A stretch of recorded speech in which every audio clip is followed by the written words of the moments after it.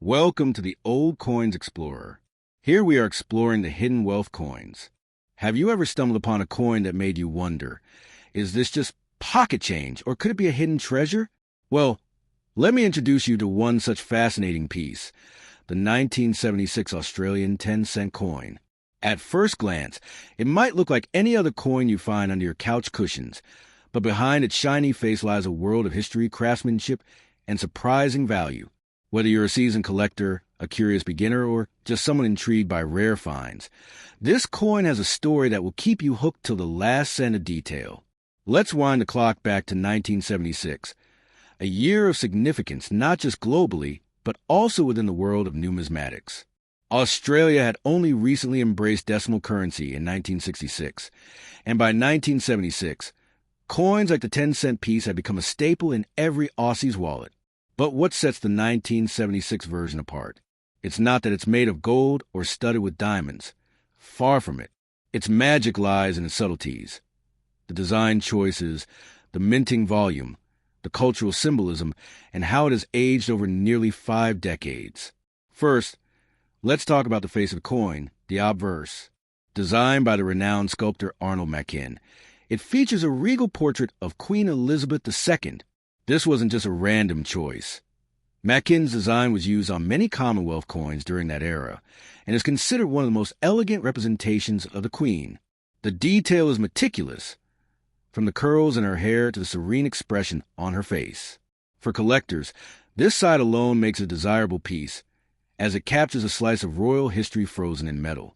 Flip the coin, and you're greeted by a striking image of the lyrebird, a creature as iconic to Australia as a kangaroo or the koala. Designed by Stuart Devlin, the reverse side bursts with artistry. The lyrebird isn't just a pretty face. It's famous for its mimicry, able to imitate chainsaws, camera shutters, and other birds with uncanny accuracy. Including such a creature on the coin was no accident. It's a nod to Australia's rich biodiversity and the artistic spirit of its people. Devlin's intricate design does justice to the bird's ornate tail feathers, making this a tiny masterpiece in metal. But a coin is more than just art. It's also about numbers. The 1976 10-cent coin had a mintage of over 77 million, which might make you think it's not particularly rare. And yes, in average circulated condition, it's worth about 10 cents. No surprise there. But here's where it gets interesting. Coins that have been exceptionally well preserved, known as uncirculated or in mint condition, can fetch several dollars on the collector's market. Why?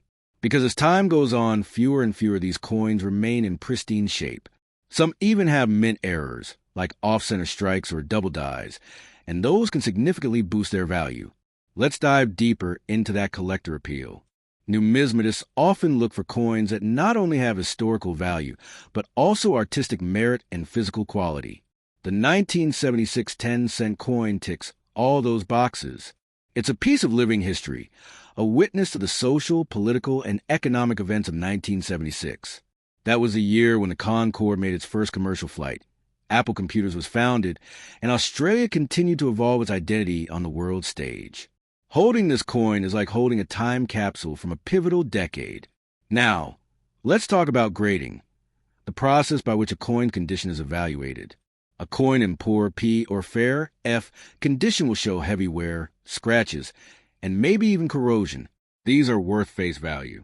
But an extremely fine YEF or brilliant uncirculated BU condition, that's where things start to get exciting. In such condition, a 1976 10-cent coin could be valued at $2 to $10 or more, depending on market demand. And if it's a rare era coin, you could be looking at a collector's gem worth significantly more. But how do you know if your coin is special? Start by examining the details. Is the Queen's portrait sharply defined?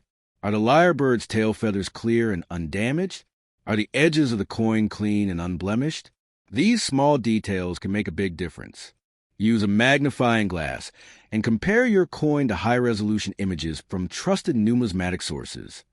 If you're thinking about collecting, the 1976 10-cent coin is a great starting point. It's affordable, accessible, and rich in detail. You don't need to break the bank to begin your numismatic journey.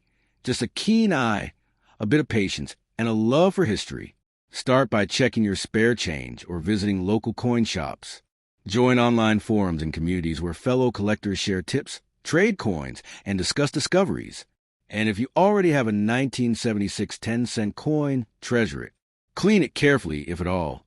Store it in a dry, padded container, and keep it away from harsh elements. Who knows? It could become a prized item in your collection, or even increase in value over time. To wrap it all up, the 1976 Australian 10-cent coin is far more than a sliver of metal. It's a canvas of history, a piece of art, and a tangible link to the past. Its story spans continents, cultures, and generations. So next time you spot one in your change, take a moment. Look closely. You might just be holding a treasure with a tale to tell. Because sometimes the most valuable things in life aren't the ones that glitter, but the ones that whisper stories, if only you take the time to listen.